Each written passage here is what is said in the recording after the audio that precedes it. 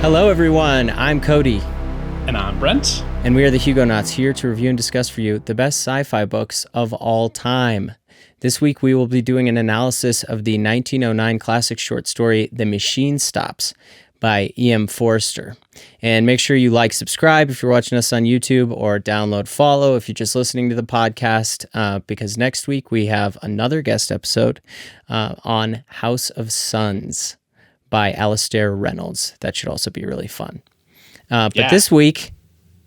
this week we're doing something a little bit different. So we're going to do our little quick analysis here of this great short story. But also, you may have noticed we released another episode just a couple minutes before this, which is a full cast recording of the story. So you can hear the whole thing. It's in the public domain, so we can just do it for free. Really, really fun, amazing story. We'll get into the analysis and all the reasons that this is so incredible, but highly encourage you to just go listen to that. So we'll do this spoiler free like we usually do. We're not going to talk about the ending of the book. But if you want to go in totally fresh to the short story, just go listen to it. It's only like an hour and a half long. So it's nice and tight. And then come back and listen to the analysis. Or if you want to do analysis first, you can do that too. But wanted to give you the forewarning. If you're going to just go straight into the analysis, give you a real quick blurb. This is a short story about a world where everyone lives in their own individual, very small room where all their needs are sort of brought to them and they communicate to other people virtually. And it's a story about a mother and a son who sort of have pretty different opinions on the way the world works. So that's the setup. Go listen to the story. And Cody, we also have one other exciting thing, right? Yes, another exciting thing. We have a guest this week, friend of the show, Kieran Subramaniam, who is an actor, writer, and comedian in Los Angeles, and is most recently working on the crime drama Hightown on Starz. Going to be reading the story with us, playing the role of Kuno's mother, and some lecturers, some other people. You'll see. And she's so good at it. Oh my God, she killed it. It's unbelievable. Anyway. It's awesome. And we also wanted to have you on for the analysis of the episode too. So thanks for joining us, Karen. I'm so happy to be here. Thank you. So what did you think of the thing? What did you think of the story? You know, I was telling Brent before, sci-fi was never usually my go-to, just because I feel like I would get very anxious if I didn't understand a concept or not be able to put it together as quickly as some of my classmates. And so I kind of just eschewed that entire genre with a firm hand. But when I read this story, I originally did not look up E.M. Forster. I didn't look up a summary of the story at first, which I totally planned to do. I was like, where is it in Spark Notes? But I decided just to kind of go in with just a clear mind and just kind of see what stuck. And what struck me at first was that I really thought this was a story that had been written only a couple years ago. I was so stunned to learn that this was actually written in 1909, because it really seems like E.M. Forster knows technology and kind of how the world is right now, because I do kind of think that we're all very confined into a personal bubble of our phone or computer, maybe, a TV, but I was so shocked. And then I thought he was a clairvoyant and could see into the future, because I was like, are you seeing what we're like now? And I think ultimately what I've realized with, it doesn't matter what the genre of a story is. Yes, this was sci-fi, but I was so struck by the relationship of Vashti and Kuno, because it's a mother and son. And ultimately these are two people whose understandings of each other are just they're like two ships passing in the night. But I think for her, for me, when I read it, I was like, it's so layered, it's so nuanced. And there's a lot of, I think, a mother's love mixed with a difference of opinion. And it just reminded me, it just seemed very topical and timely for this day and age. Absolutely. I think what was it? What was the comparison you made before we started the reading? Was it was Wall-E, right? The Pixar movie. Wall-E, yeah. There was a moment when I It's was like reading because 100% Wall-E. she has, there's a button you can push for everything. And in Wall-E, they're just sitting in those chairs and kind of going forward, and they never have to leave. They never have to see the world outside. And it just threw me that that this was written in 1909. Because I feel like we're very much at this place already. And I think we will keep being more. I think not only does it, like, did he, see a bunch of things that have happened now, like 110 years later, I think it's going to keep being accurate. I think we're like doing more and more of this, like, isolation in our own physical space and only interacting with each other virtually. Like, obviously the pandemic put that on like steroids, but it just seems like we're in direction, and I personally just like see that keep, as the virtual world gets more and more and closer to the real thing, it's just easier to stay there. And it's, so anyway, I think the story's going to like keep being prescient for another 50 years. It's truly amazing. And I think what got me was that it really made me take a look at my own behavior, like during before the pandemic really started, during the pandemic, even post. Before, I loved being social. I loved seeing people. That's how I personally, I love to connect with people face to face. And I definitely, when I was reading the story, and there were moments when, Vashti's just very, very content with being in this little box. She doesn't want anything more. And I had to kind of look back at my own behavior and be like, yeah, I've definitely played the fun game of, am I introverting or am I a mild agoraphobic? Like in the way, right. in the way that she behaves. And it's just crazy to me how quickly you can get sucked into that routine. Yeah, totally. And I guess it must be something just about human nature. I feel like a lot of authors who are super prescient write their characters well too, like Forster does, and just understand human nature. So that's how they're able to make a prediction. It's like, how did he write this when there were still horse and buggies around, and there's space upon space and people only could interact with each other in person. And that prescience maybe comes from that just understanding of humanity's nature. Like maybe there's always like a retreat to agoraphobia that we can tilt to if it allows us to be lazier. But even Justin, and I just think he was so intelligent to say this. And I was telling Brent before, I was like, this is oddly, like, it reminds me a lot about politics today. Like using the machine. It's the machine to me. I'm sitting here being like, oh, this is like what I feel a lot of parties do, like hide in religion, like religion over, I feel like, real life, or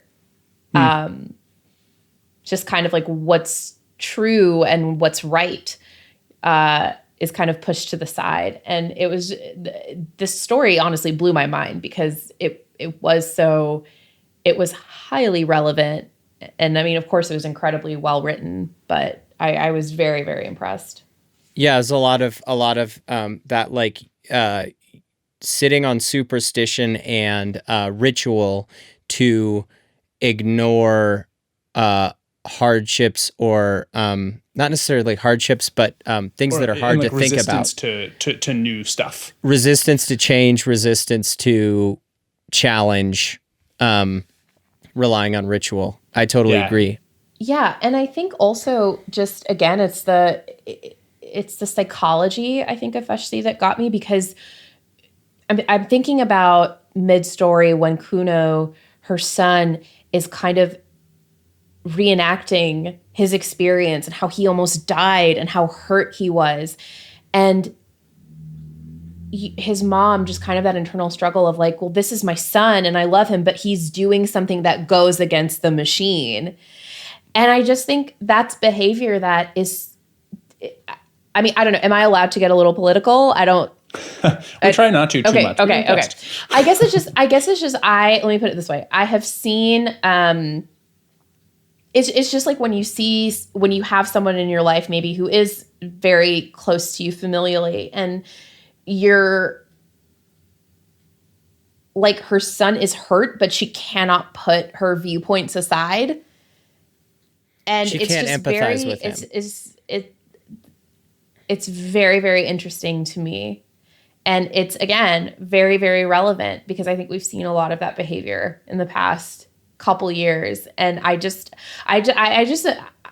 repeating myself over and over, but I'm just more and more amazed.